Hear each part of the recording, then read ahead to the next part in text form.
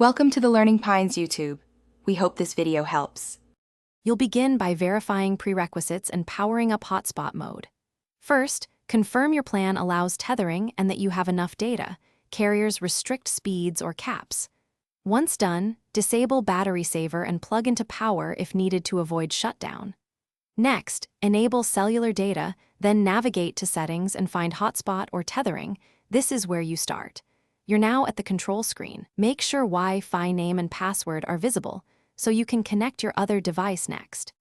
Now configure the network and security so your connection is reliable.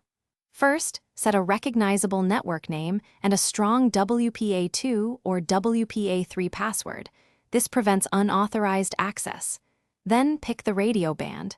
Choose 4 GHz for better range or 5 GHz for lower interference and higher speed if both options appear.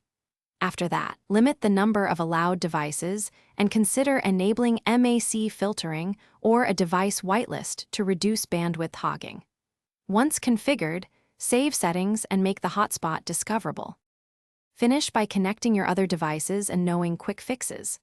On the client, enable Wi-Fi, pick the hotspot SSID, enter the password, and confirm you receive an IP address.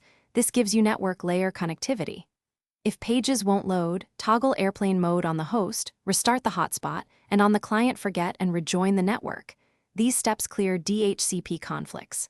Finally, if you still lack internet, verify carrier tethering rules, update the phone's OS, and as a last resort reset network settings. Thanks for watching. Consider subscribing if we helped you.